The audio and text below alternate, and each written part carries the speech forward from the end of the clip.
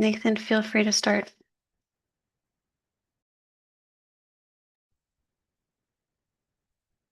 Hello, everybody. Good morning, good afternoon, good evening, wherever you are. We welcome you to a new edition of the International Macrohistory Online Seminar, the fall 2025. And we're really glad to have Tom Zeiler from the University of Colorado, Boulder with us.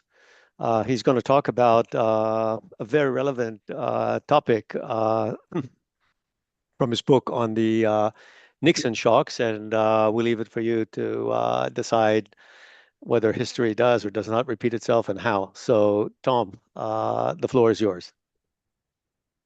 Great. Thank you, Nathan. I'm sending let's see, to share my slides and Yeah, go ahead, share your sign. Yeah, is that working? not yet. Okay, it says send oh, there we go. All right. Great. Here we go. Hopefully you see that. Yep, it's working. Yeah, Okay. Thank you for having me, Nathan and Jamila and Ree. Appreciate the invitation, and I'm hopefully that you can hear me. I'm assuming everything's okay, and it's great to be with all of you. It's early. I'm in Colorado, so it's not that early. It's 9 in the morning, but the day is done there. So hopefully, we were just joking that there isn't any more economic news that I don't know about yet that's hit you already. Um, that's going to surprise us. And as Nathan just said, there could be some repetitions of history too. I've written this book that'll be out in December called Beyond the Nixon Shocks. It'll be published with Bloomsbury. So there's my shameless marketing. It's in a book series that I edit actually with Bloomsbury. And it takes the what were known as the two Nixon shocks, although I kind of expand them to four, of 1971, of the summer of 1971, June, July, August, and September, and not only discusses them as a turnabout in American foreign policy or in world history, or things that reshaped the world. And we can talk about if I've exaggerated that or not. But taking those so-called shocks, and I'll talk about one of them specifically today, and then extends them out to the present. Okay, so it's a way to certainly engage students and scholars perhaps not familiar with some of these events, and certainly to bring in economics, international economics, into the arena, which historians, diplomatic historians like me, usually sort of ignore them. And ignore that topic. So I'd be very interested to hear your thoughts when I'm done. I know I have about 40 minutes here, or a little bit less. And there is Richard Nixon giving one of his announcements. I'll get back to him in a second. Just to give you a very brief overview of this. This is what I call the first shock. It's not officially one of the shocks. That a term used by the Japanese, shoku, when this happened. The opening to China was the first shock, and the severing of the dollar from gold and dollar devaluation and tariffs of August 1971 was the second shock.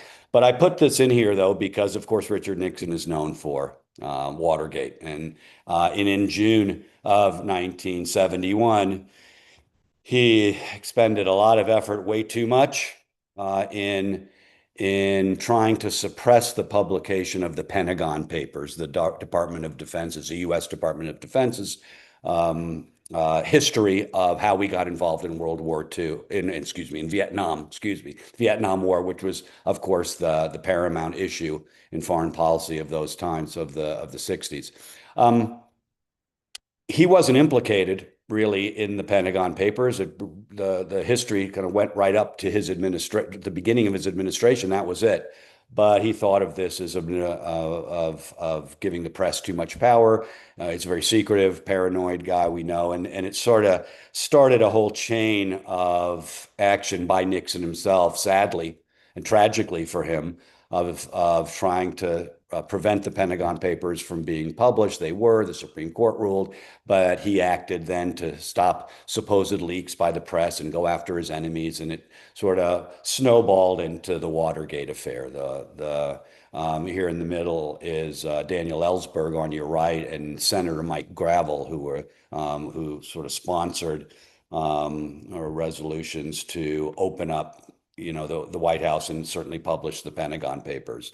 They're actually using photocopying here, I think, the Pentagon Papers. So that leads also, of course, to him resigning. There you see on the left, the anniversary just happened of that resignation in August of 1974. And then I use this as a way to talk about other abuses of power by presidents. Your top left is Ronald Reagan and Iran-Contra, which is probably a bigger abuse of power, a U.S. constitutional violation than Watergate was, and how he lied and defied Congress and lost control of the decision-making process. That's up at his left. That's his National Security Council up there. And deal with Bill Clinton and impeachment. And the impeachment also is abuse of power. He also lied about that and let that go on way too long. George W. Bush in your bottom right. And the WMDs, the whole issue of WMDs and the war in Iraq and how we got in there just because the Vulcans and others wanted to get into that war. He really wanted to go after Saddam Hussein after 9/11. And so also prevaricated about those WMDs. And then the top right, I kind of join Nixon and Clinton with Donald Trump that if you're talking about abuse of power, there is nobody that has come close, even with Nixon or Reagan or anybody else, come close to Donald Trump in abuse of power, 91 counts against him and two impeachments and everything else. So that's the abuse of power. I'm happy to talk about that. Whoop, sort of stalled here. Hold on. I'm happy to talk about that too.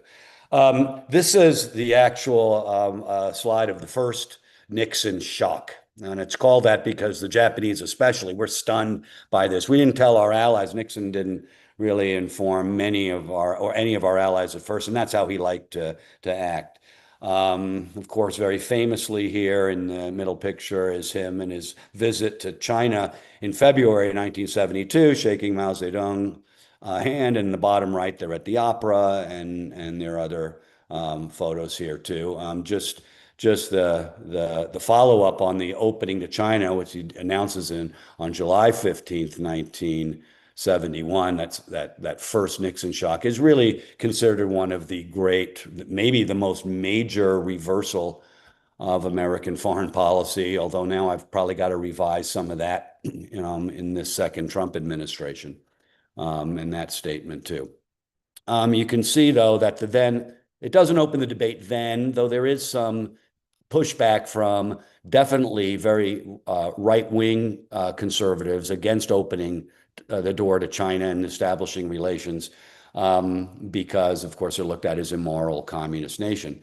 But there really isn't this big debate over engagement really until the early 90s, engaging China, and we continue to engage, though there is Tiananmen Square in 1989. And there in the top left is George W. Bush, just months before the Tiananmen Square massacre in Tiananmen Square itself, with his wife visiting. And of course, George H.W. Bush had a very close affiliation, first ambassador or liaison to China, and had very close relations with the Chinese leadership. So that discussion, I deal with that in the book too, both in national security, military, diplomatic, and also in economics, which has become the major issue for us today. Engagement turns, of course, the WTO membership and human rights, to, of course, is concern about this massive and growing and continuing to growing trade deficit, to competition really by the second Obama administration in the mid-2010s, where the U.S. starts to turn a bit as it's pivoting to Asia, but starts to now wonder if we should have engaged China this much. And of course, the Trump administration is very vigorously, not only competitive, but in conflict, economic conflict. And you can see at the top the trade deficits with China are a major part of that too. Although in the middle there, middle left kind of center is our made in China. We're so dependent. And I thought this was an interesting survey too on the side too of how Americans in both parties have turned on China. And so it really is sort of a much more confrontational stance than we had, 20 years ago, or certainly when Nixon opened. But here is the third shock. I'll get to the fourth shock if I have time at the end. That's engaged in a textile war, trade war with Japan that spirals out of control. I'll mention that at the very beginning, at the very end of a few minutes. But I wanted to talk about this third shock, actually technically officially known as the second shock of August 1971. Because this is one I think that'll most interest, I'm assuming, this audience here too. And it really was a stunning move by Richard Nixon, a bold and audacious move.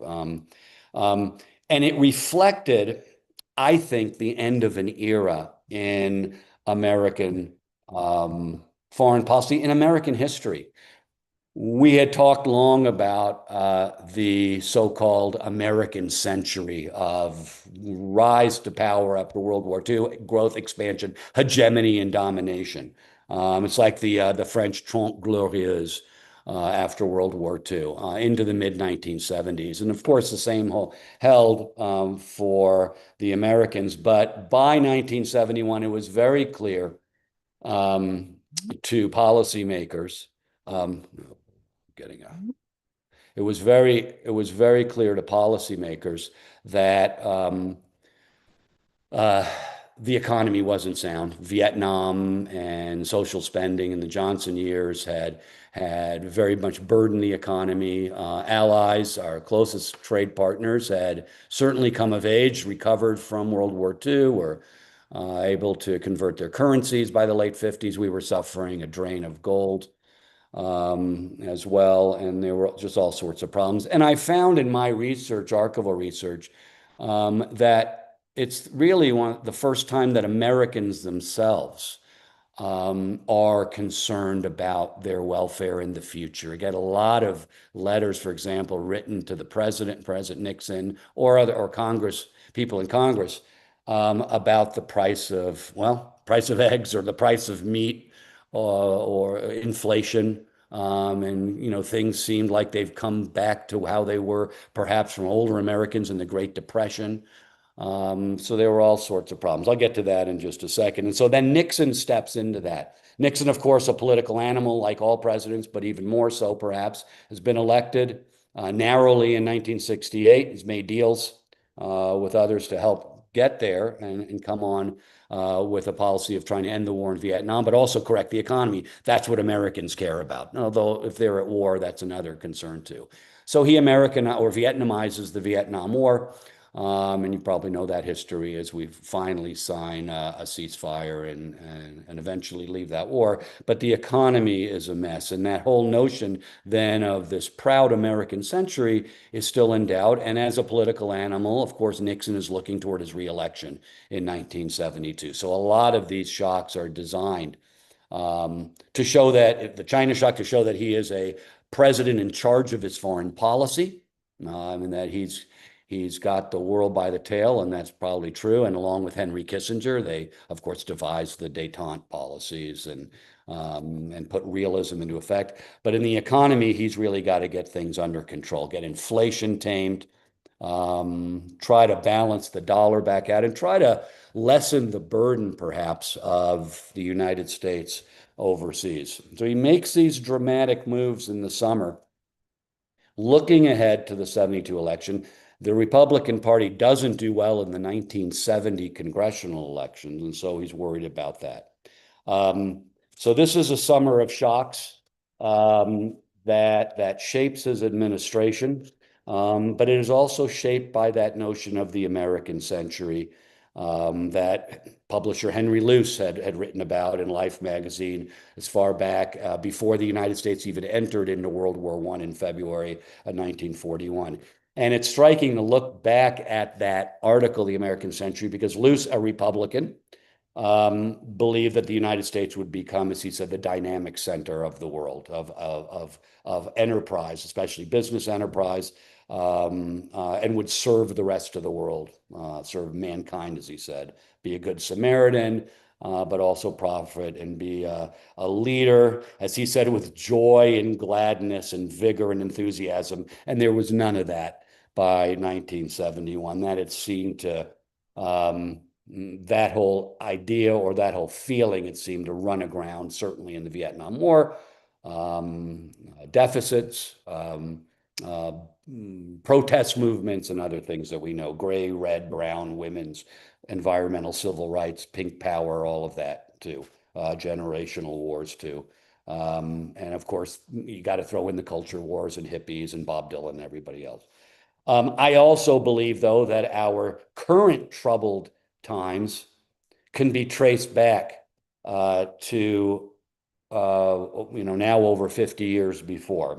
I'm perhaps making too much of a reach here, but I think what Nixon did in sort of a negative, almost punishing way to our allies, especially to our allies in the economy, and especially countries like Germany and Japan that were the real rising powers.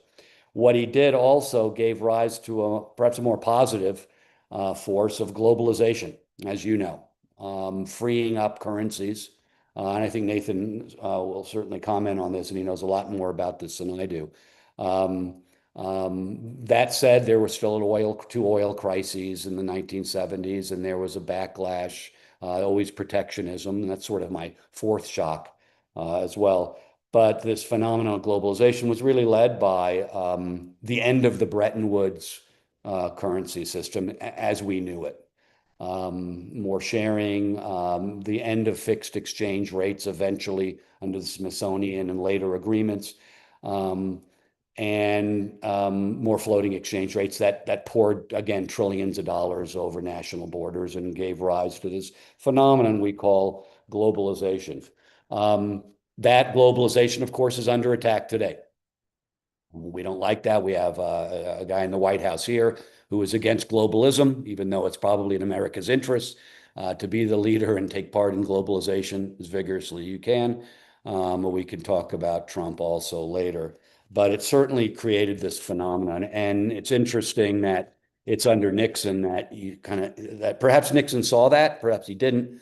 But again, I kind of date this major transformation to that. So if you go back to that time on August 15th, 1971, let me just read a few things here because, it was dramatic. Nixon addresses the nation at 9 p.m. and tens of millions of people are tuning in. Perhaps because he preempted the very popular television show, the Western called Bonanza at that time, with a speech from the Oval Office. But he was really seeking to inform Americans and comfort them and tell them he was doing something about this inflated economy and interest rates and wage inflation, price inflation, but also abroad, our standing that seemed to be falling economically under pressure from competition.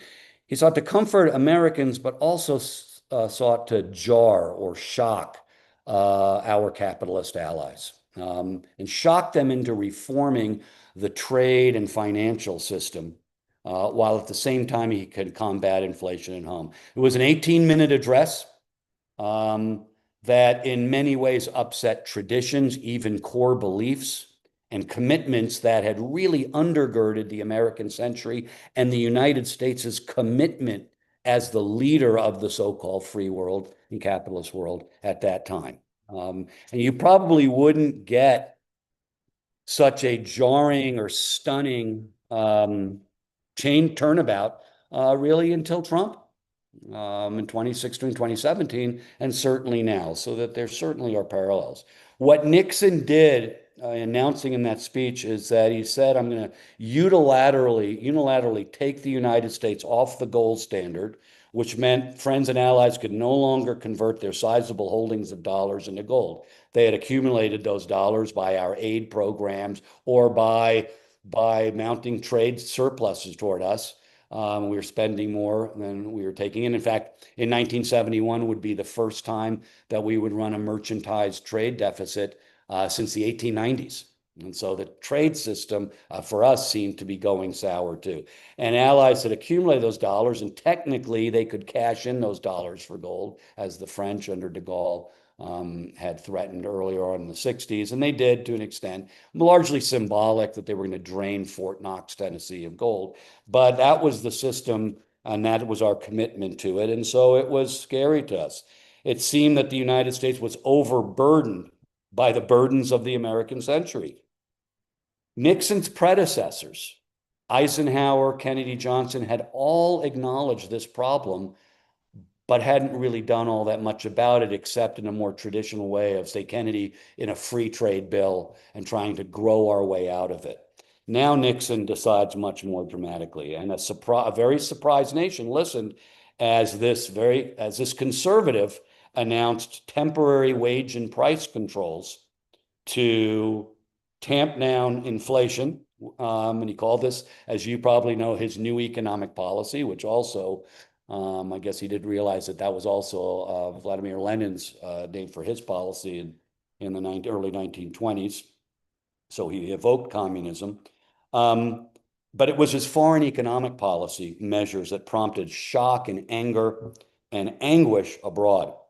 And to give his message added thrust that I am making this incumbent on our friends abroad to appreciate their currencies, or we could depreciate, not depreciating the dollar by myself, to take us off gold, let the dollar perhaps float, get rid of, in large sense, the constraints of Bretton Woods, allow the dollar to seek a new medium and recover in strength. And that's going to be the responsibility of our allies. And to really give that heft, Nixon also issued an unprecedented 10% tariff hike across the board in a unilateral Trumpian way. At 10%, it would be temporary, and it was something he later regretted. And it was temporary, it was short term, and he really thought that he had made a mistake on that. He wrote that in his memoirs. But we had not seen that kind of a tariff hike since the days of the Great Depression 40 years before, in the 1930s, when the United States raised its tariffs to its highest levels ever. So obviously, this throws the whole Bretton Woods international monetary system into a tizzy. That system, of course, had been set up to stabilize currencies, to regulate them. And by doing so, that would ensure that our trade partners and allies remained profitable and stable at home politically. There was always the specter of fascism because of the instability of the Great Depression. And of course, now you were in a Cold War, and so we needed strong allies, especially in Asia, especially Japan. Those fixed exchange rates, though, were probably going to be a thing of the past. There had been a boom in Europe up to this time, Western Europe, under the European Economic Community, or the European Community, by the early 70s had really outdone itself in record-breaking growth and employment and consumption. And we believed also that was in part because of the relatively low spending on defense that the Europeans did versus us, or that 12% of our GNP went to defense roughly, where 2 to 4% of Europe's. And so there was that resentment too that you've heard from Donald Trump too. Draining gold stocks, creating trade deficits with us. There seemed to be a recurring cycle. And so now, as the world's central banker, in a way, the United States was under great stress. The dollar had always been, as the saying went, as good as gold. And that would avoid monetary stability, but now it didn't seem like the dollar was as good as gold ever. And so the administration took a major step, thinking that maybe it's time to even end the dollar gold burden. Maybe we just sever that relationship of gold to the dollar. We might withhold gold from nations with large dollar reserves, And that struck terror in the minds of not only American business at home and some government leaders, but of course, overseas leaders too. And as one historian of this episode, it's called Jeffrey Gardner said, severing that dollar gold link of $35 per ounce of gold, which had been such a tradition since World War II, really since the 1930s. It was Roosevelt who set that. It might bring down the entire global economy if you didn't have the certainty of predictable exchanges of money. On August 15th, 1971, Nixon took that chance. And here he is pictured making that announcement. So for the United States, more was at stake than just Bretton Woods. It was the whole world economy. And really, it was Nixon confessing here, although Donald Trump doesn't confess that like that, but it's Nixon confessing that the United States' hegemony was essentially over. Of course, the United States remained the power and the dollar remained, and to this day remains the critical currency. Obvious, we remain in some ways hegemonic. But it was an acknowledgement, as was part of his whole approach with détente and arms control with the Soviets, that other nations have sort of caught up. The Soviets in nuclear weapons, our allies in their economies, and that was to be expected. Nixon would ask them, actually not even that, require them to share the burden. And tinkering with Bretton Woods was an option, but Nixon preferred the bold approach. And he retreated very famously to the presidential mountain retreat at Camp David 3 days before his announcement to plot options. Very tellingly, he didn't invite his foreign policy advisors like Kissinger. Or the Secretary of State, William Rogers. This was going to be based on domestic considerations.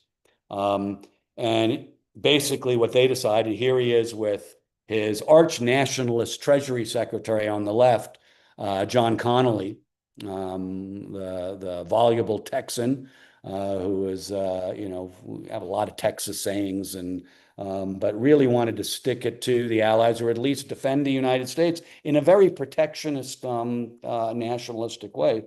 That there wouldn't be sort of mild reform, that there would be sort of a real sudden change, or the impulse for a sudden change to force allies to adopt a multilateral, multinational, and then soon globalized system. And the domestic economy required that. And overseas required it too. There had been speculation against the dollar for years now, and it got worse and worse into 1971. And Connally, this cowboy nationalist, was given, as Nixon said, one man responsibility. He was my lead man, said Nixon. Nixon also liked to refer to American football terms a lot too.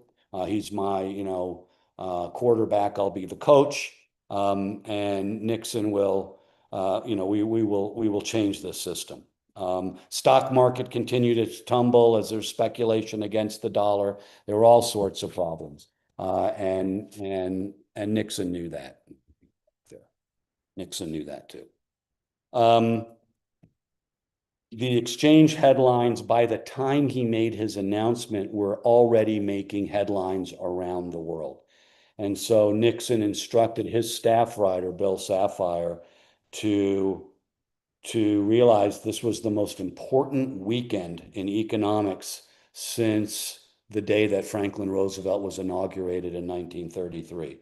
He primed his administration and his speechwriters for action, for even revolution, and they did it. And that was the result. There was this, the meetings at Camp David, and out of that came out of this Nixon shock. And if trade partners refused to appreciate their currencies, if they still didn't, then the administration would protect its markets, US markets, with this 10% tariff. It was audacious. It was stunning. And again, like I said, Nixon later regretted it. But Connally said, listen, they've got control of us now with the hold over the dollar. even in trade. As Connolly told Nixon, I'll quote, anyone can topple us anytime they want. We have left ourselves completely exposed because we continue to give foreign aid, continue to be such a free trader. We had protectionism in there too, but mainly basically a free trade leader. We continually just absorb their products, and we need to do something. Skeptics, or people who worried about this, certainly later the State Department said, this could be looked at, this kind of announcement, especially in Japan, could be looked at, as one newspaper editor said, a Pearl Harbor in reverse. You're going to stun them. That came from Federal Reserve Chair Arthur Burns as well. If we're going to suddenly end our generous support and sever the dollar from gold, our allies are going to be traumatized. And the Soviets then would just be gleeful. See, the capitalist system seems to be collapsing. These capitalist allies are all fighting with each other over currency, over trade. We told you so. And Connolly merely told Nixon, so what? So what? We'll go broke. We're going broke getting the goodwill of our allies. We're going broke. They'll understand, and we just really need to be unmoved by any complaints. We need to do what's good for America first. H.R. Haldeman, the White House advisor for Nixon, said that for too long we've acted as Uncle Sugar, and we have to act like Uncle Sam. In other words, America first here. And the potential rewards for this kind of nationalism were substantial. As Nixon called it in football terms, his big play of ending the gold standard and having the allies appreciate their currencies and hitting them with these tariffs. This was really the end of Marshall Plan thinking, when we would just give this aid, not totally generously, but give this aid. Those days had passed.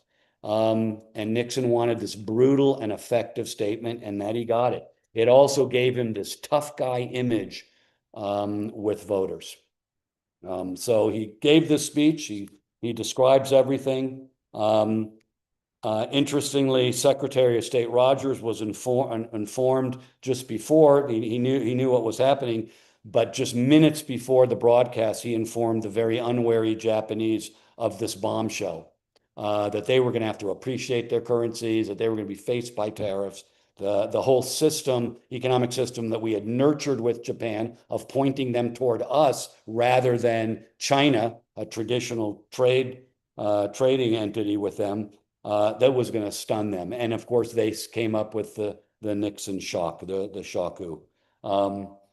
Everybody said, what we're getting ready for is a new Cold War, but this is against the rest of the free world. People realize that. The Japanese called it the Nixon shoku. Everybody was stunned. And so Nixon gave this speech, leading off with his goals, and but again, cultivating this image. And the speech was a lightning bolt. It got even positive mark from Democrats who didn't like Nixon that much, although the progressive wing said that there should have been more price controls and less wage controls. He also imposes those on a temporary basis and sets up an office under Donald Rumsfeld to monitor prices and wages.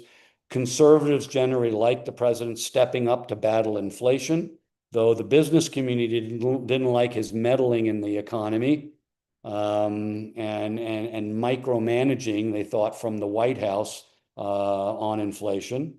They also wondered how the golden surcharge, as they called it, the tariff surcharge, would fare. Would it set off a trade war, which we didn't want, which, of course, memories of the Hawley-Smoot tariff and the trade war of the 30s was resonant. Though it tickled me in doing this research that the Dow Jones stock index registered its biggest one-day gain to date, to that point in history, a historic 32.9 point rise on the Monday after his address. Other nations, our allies, came running off vacations. This mid-August, leaders came back, rushed back home to their capitals to deal with this. So there wasn't a favorable reaction at home at all. Foreign observers recoiled on this. In Japan and Europe, of course, it's added. The Nixon shock interrupted vacations of officials. It was morning in Tokyo when Nixon talked, and officials there were summoned off golf courses as the Japanese markets began to tumble.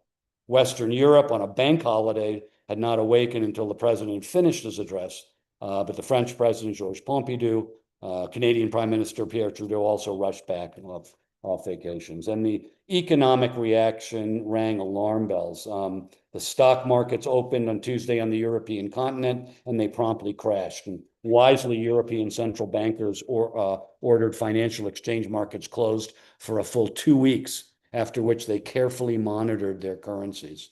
And they allowed a float upward against the dollar.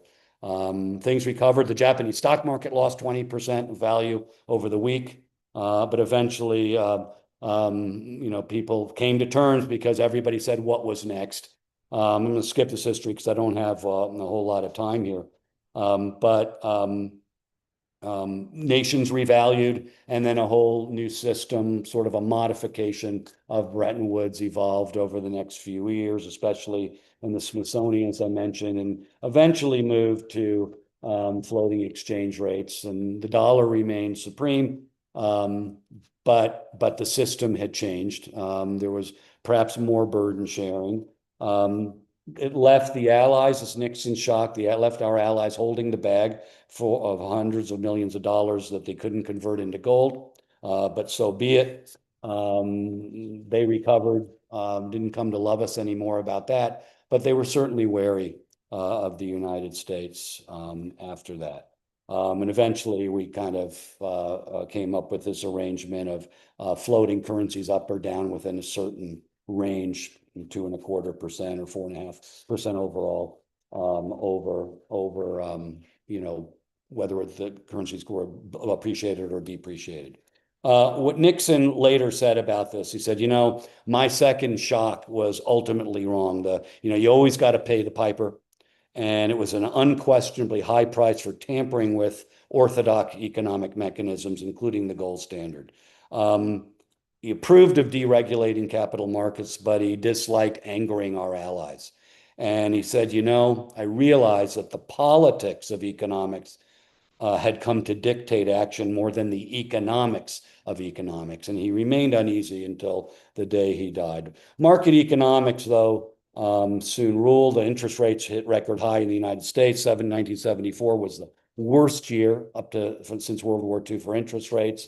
The 70s was rough, as you know, but it did free up currency markets. And perhaps the Nixon shock is more of a minor player than I think in this gargantuan process of freeing up the dollar from gold and sort of birthing the era of globalization. Perhaps petrodollars did more than that, than this monetary reform. But there's no doubt that the dollar, the freeing the dollar from gold, really marketized, financialized the entire monetary system and led to this burst after the oil crisis of globalization. And we can look at a lot of these companies here that are born or at least get more powerful because of that. That there are numerous examples of countries, American and non-American, that benefit from this globalization. You could talk about Visa and the financial system. Visa credit card company really labeled the first transnational corporation by 2001. That had occupied about 57% of the worldwide credit market by then, and owned by 21,000 financial institutions around the world. It had established a global brand out of Seattle in 1968, but perhaps not until this Nixon shock and the freeing of dollars that people now around the world engaged in more credit. There's the WTO. And of course, also some of the growth in globalization there. Let me just go here too, because I want to give leave Nathan time here too. Another instances in the American side of how this really changed the United States' thinking we had multinational corporations, but this kind of freeing of dollars really got the entrepreneurial spirit behind globalization. Mary Kay Ash, joined together three faiths, as is listed there, of God, family, and women, in sort of a global entrepreneurial spirit that you can see the results of, that were staggering. Late 70s, not bad there, but by 2000, 20 so year, 2 decades later, 2,600,000 consultants, known by her pink Cadillac. That was sort of the marketing ploy, but creating products and factories and links to Russia, China, and elsewhere, basically using globalization, using this financial and freeing of financial, kind of creating a global cosmetics empire. That was truly remarkable. So that's just one example. We know that globalization, of course, has fallen out of favor, but it can always be modified, but it is with us to stay. This also, as I mentioned before, and I'll end here. Roughly a month later, Nixon issued what it was, didn't issue a shock, but had been engaged in this trade war on textiles, and we were flooded by Japanese textiles, although we thought in the U.S. South.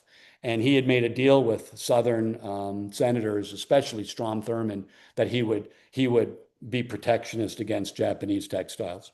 And he made that deal in 68, and he knew he had to really be tough in 1972.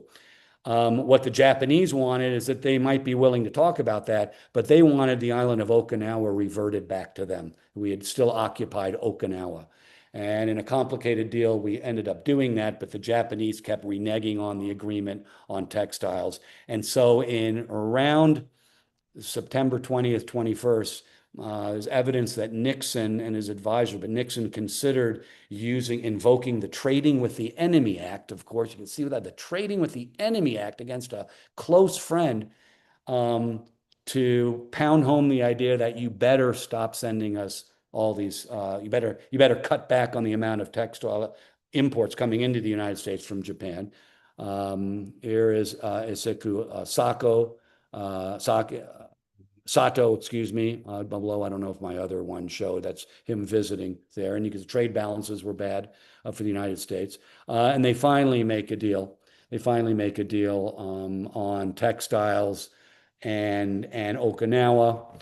But textile, it's a losing cause for the United States. But he's doing this for political reasons.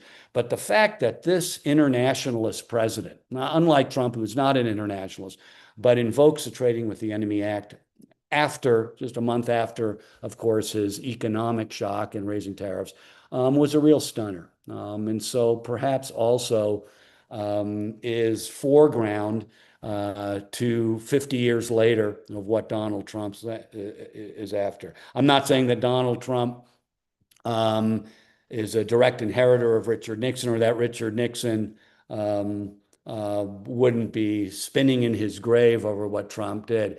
I mean, it's pretty clear that up to Donald Trump, no matter how tough American presidents could be, or Americans themselves could be on the global economy toward allies, and we could certainly be protectionist. Ronald Reagan could be protectionist, right, against the Japanese and auto industry, for example. But they were all internationalists. And that's the difference too. And I don't know if Trump understands what America first really means in history, but it's certainly in the economy. We're still, jury is out. The economy and the American economy seems to have survived so far, but we know now that the tariffs really haven't hit. And we'll have to wait till the winter. Let me leave it at that too. And thank you for listening, and I'm look forward to your questions or comments. Okay, let me stop sharing. There's Donald Trump. Sorry about that, and his tariffs. Thank you, Tom. So I'd like to remind the audience that you can put your questions in the Q&A box at the bottom. And we go until the hour. And after the formal finish, we'll have another 15 minutes of open discussion with Tom. So please put any questions you might have in the Q&A. And let me maybe kick off with a couple of questions to Tom. So one thing that I think would be interesting to an audience of economists is uh, is whether and by how, and given your research on the Nixon era, how much was he influenced or read or talked to leading economists of the time before formulating the policy? Or was it just Connolly whispering in his ear, the Texan that cared just about about Texas? So, because the impression is that in the current regime, in the current Trump regime, the economists that advise Trump are not of the caliber that we used to see in previous presidencies. And the question is whether in the Nixon era there was this. So the somebody thought about the fact that it's maybe a good idea to have free floating exchange rates, getting rid of a fixed exchange rate for a variety of reasons, not just to make America great, but just for economic efficiency and some other more general economic arguments. So that's one thing that I think would be interesting to know based on your research on the period. And sort of the second thing that I've heard you speak about before is and you mentioned briefly the microeconomic management of the economy. Maybe you can shed a little bit more light on the meddling with the Fed, which I think also is something very controversial now with Trump. And I think also, as I recall from your previous presentation, that the relationship with the Fed under Nixon was also much more kind of leaning towards the micromanagement side. Yeah. And thank you for that, Nathan. Let me combine those, both those questions in a way. Obviously, he had his economic advisors there, like Arthur Burns, and others. I believe even Volcker was there as well. So Treasury, Fed. Like every president, as you just alluded to, I think other presidents have been frustrated by the Fed at times, not to the extent like Trump has done or what Trump has said.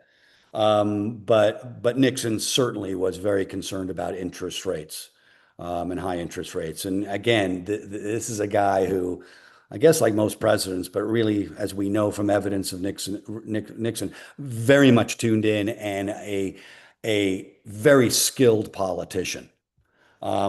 Knew what interest rates would do to him, and I think his Federal Reserve did too.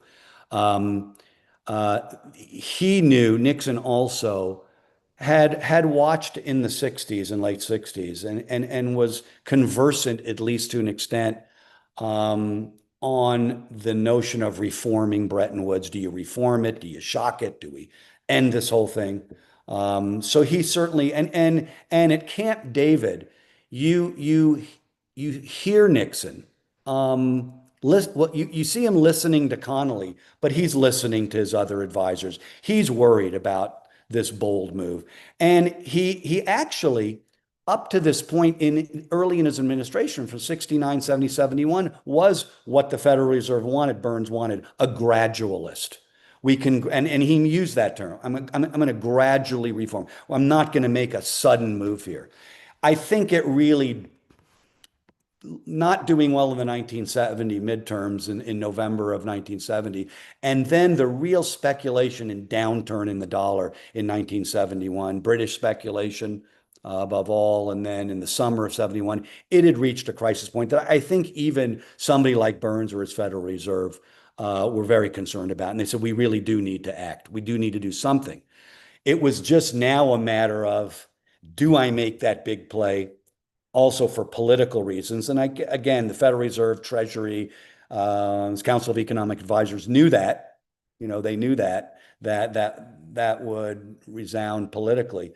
Or do we continue with the gradualism? Nixon, I think, was frustrated also, as were some in the Fed and Treasury with some of our allies, just kind of sitting back and saying, no, you're the leader. Right. So we'll continue to speculate against the dollar. Japanese especially didn't seem willing to budge on anything. And so I think this idea of a shock then, again, Burns, they didn't like it. Nobody liked it. But they figured it's Nixon's going to take the heat for it. And it really was a bold move. Again, I didn't do as much research into that side, into the domestic and the wage and price controls as I did on the international economic side. But there was no doubt coming out of Camp David that this was a big risk. And then Nixon, Nixon actually, in the morning of his speech, rewrote the speech. He took the speech and he said, I'm going to do this now," and he really made it more audacious. And I think economic advisors were giving advice, and they appreciated Nixon, um, but he knew they would probably cringe over this. But the tinkering, the meddling, yes, I think he was very also uncomfortable with that, with micromanaging. It doesn't seem like Donald Trump is bothered by that at all. But Nixon could fall back, as I read from his memoirs, or look at his papers of, Nixon could sit back and say, philosophically, what I'm doing is wrong. I realize that I'm doing this, but I want to emphasize this is temporary. And he told his advisors that this is temporary. And it was. It was largely temporary. He let the markets go then, but he definitely had a concern. Well, the other thing is his affiliation, though it was there was the Goldwater crowd there, the Goldwater and Reagan crowd. That wasn't really his part of the Republican Party. Nixon was a mainstream conservative Republican, unlike the current resident in the White House. I hope that helps. I hope that kind of answers some of that, your Yeah, I question. think it's I mean it is an interesting thing because if you're on a fixed exchange rate, then I think a shock is the only way you can get off it, because if you don't, they'll speculate and they'll get you off it. The speculators Yeah. will get you off it. So in that sense, I think it was on the exchange rate front. I think it was.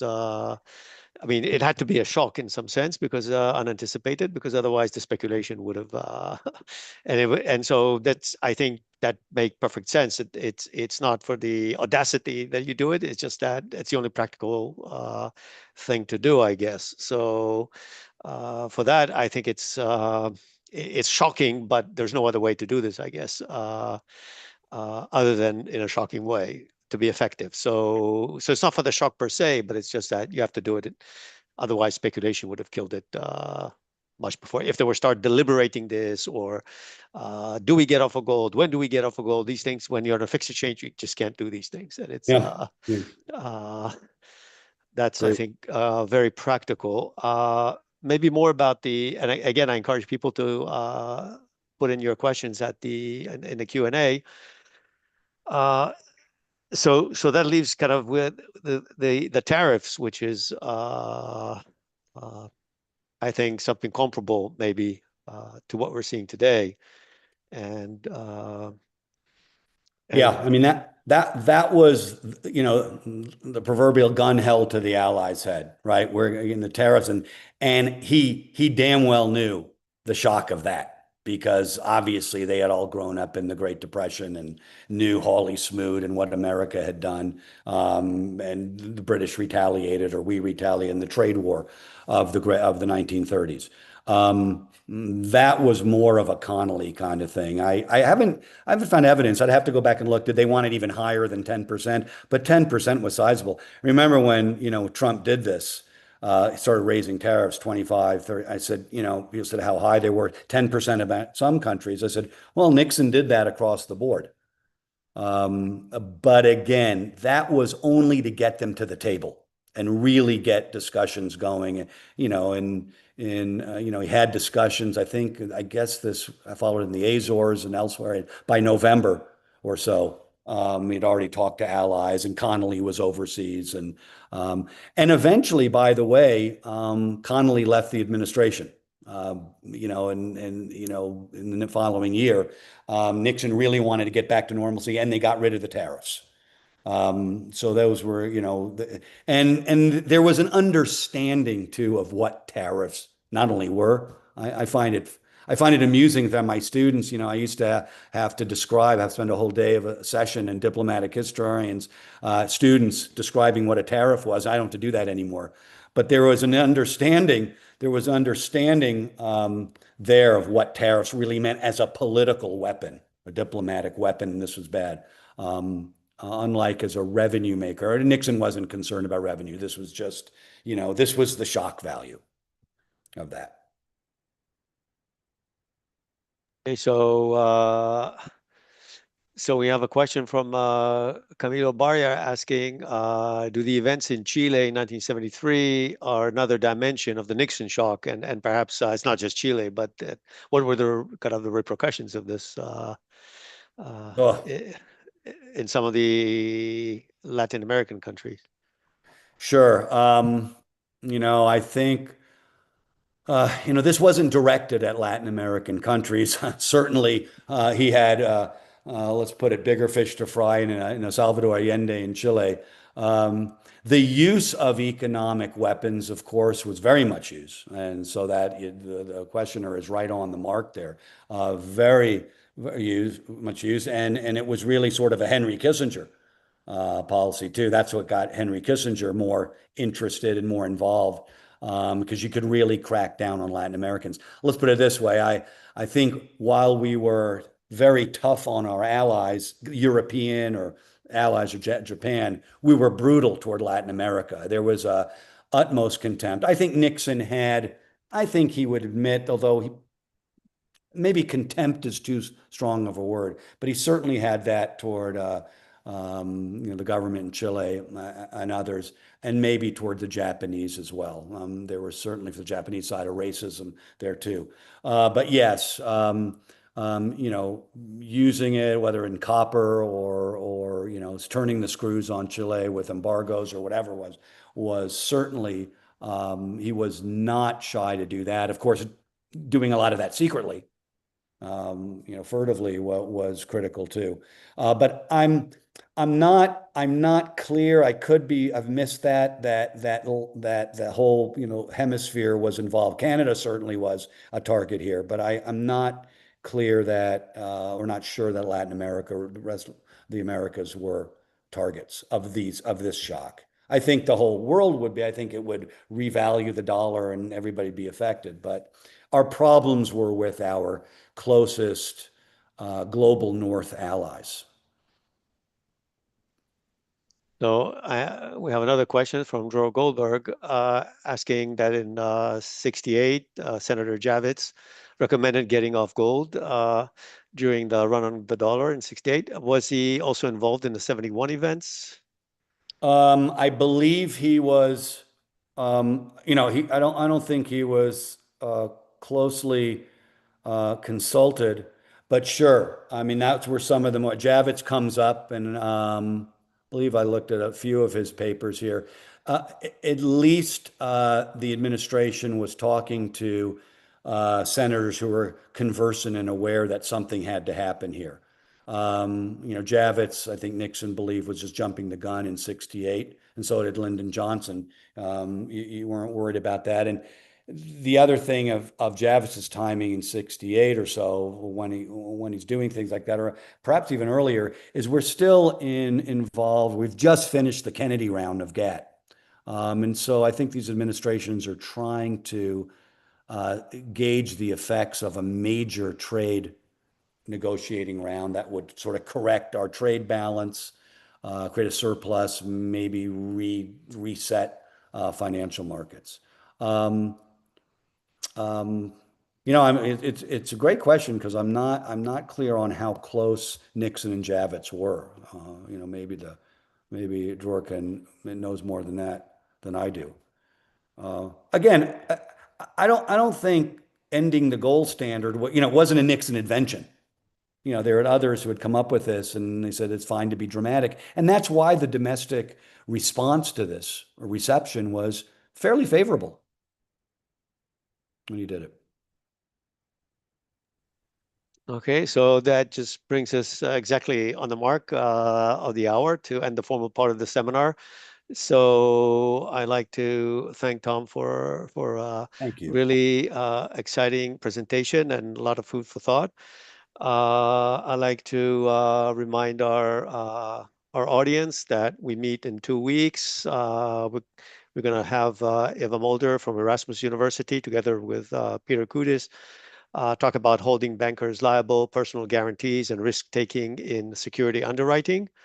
And now we can move on to the more informal part of the talk. So if anybody wants to raise additional questions, and I'll turn your mics on, and we can have further discussion. So until then, for those who leave, see you in 2 weeks.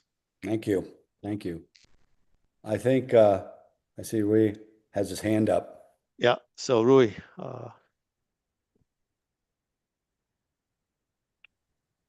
Yeah, I do. I've had it for a while, but Nathan has been ignoring it, so strategically. But I want to go back to what we were saying before we started, which is how we started, which is lessons for the present, right? Historians like to do this, and economic historians in particular. So I don't know, for the atonement of my sins, I've been reading stuff written by Stephen Mirren, right? The still chair of the Council of Economic Advisors and member of the Fed board to be. And it's striking that the big articulation, at least from what is written, the big reason why President Trump has to go around browbeating everyone with tariffs is essentially the same problem that Nixon was facing up, which is the famous Trickle dilemma, right? So you have a growing global economy that needs the reserve asset. As you mentioned yourself, Tom, the only provider of that asset was the US, continues to be the US, right? Now the peg to gold, that created an extra problem that made the constraint more binding, because gold grows much slower than the amount of dollars that the Fed puts out. But apparently, the problem is still there, and that's why President Trump, not only to make America great again, but to stabilize the world's trade and financial system, has to get something back in return, and this happens namely through tariffs, right? As a way of correcting that imbalanced world system. Now, we all know the famous Keynes dictum, right? Practical man and defunct economist. I wonder if we're not going back the other way around, if we don't have maybe impractical economists and defunct politicians. So I don't know if this question interests you, right? But what's the Nixon mark in the actual thinking of not necessarily Trump, but these economic whisperers at the moment? What would be what would Nixon say? No. What is there a Nixon, stamp on this? Whisper. On this, yeah. Oh, sure. I don't know if it's actually Donald Trump himself who remembers any of that, obviously.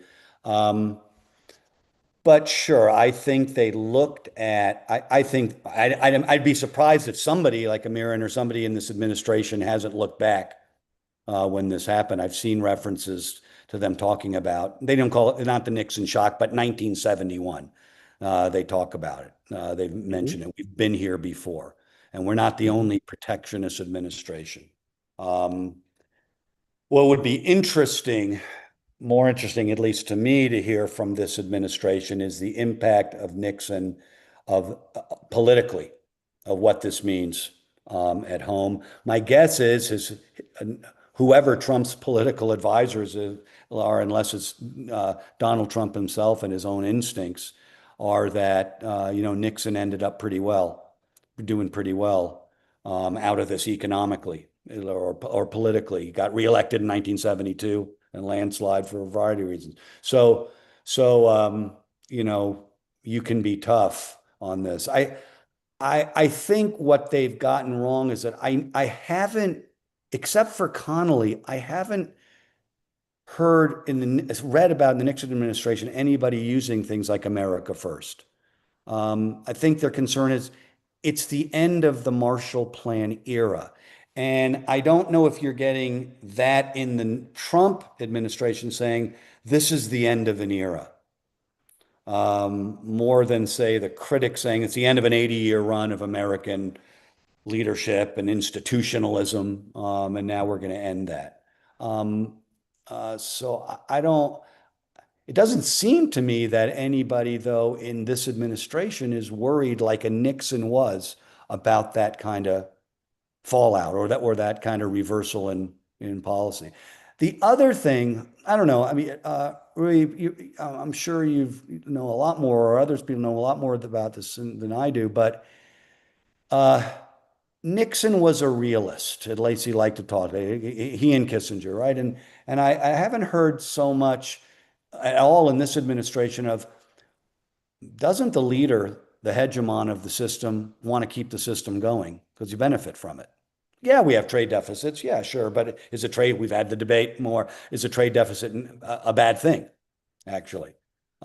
Is Trump shooting himself in the foot or shooting the United States in the foot by backing out or being protectionist or raising these tariffs, whether it's theater or not?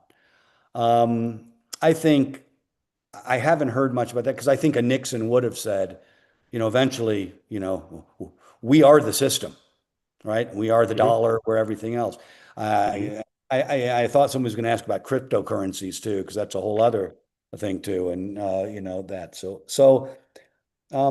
I do think beyond the Roger Stones who are Nixon cultists, my guess is these guys know 1971. That's a real marker. That's a real important part. You'd have to get into their papers or listen in on them, whatever papers or texts or whatever it is. I'm not seeing it in Trump's social media unless somebody has a reference to Nixon at all. Mm-hmm. Which is interesting, right? Because it seems it seems that they're aiming at the same policy objective. Yeah. They see the situation fundamentally the same way, even though the macroeconomic regime was completely different, right? Nixon wanted to force the Allies to move away from fixed exchange rate regimes.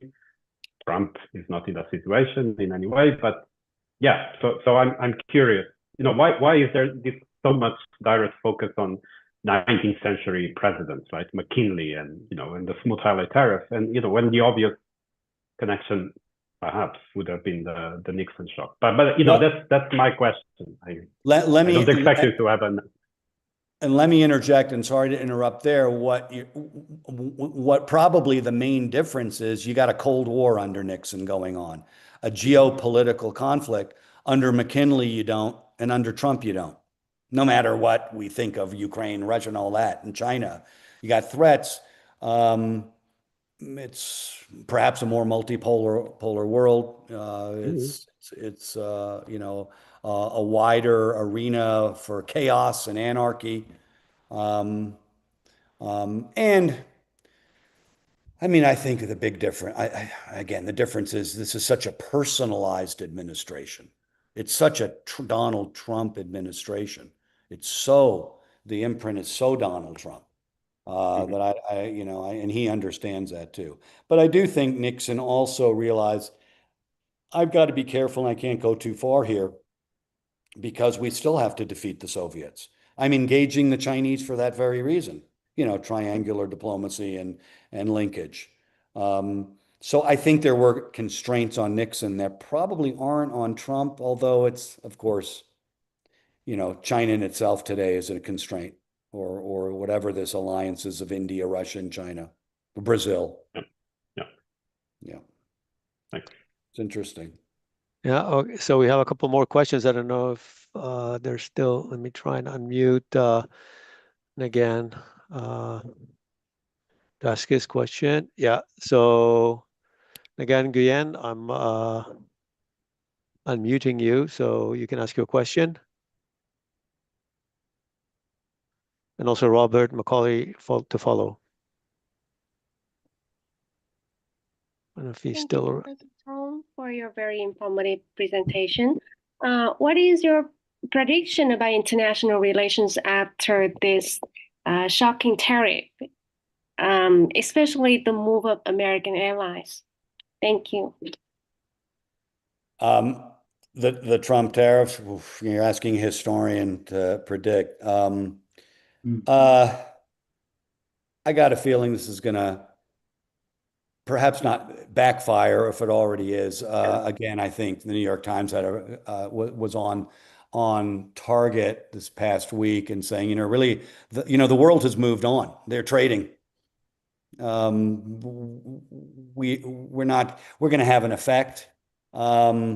But I think Americans themselves are also going to realize that the goal of tariffs isn't met.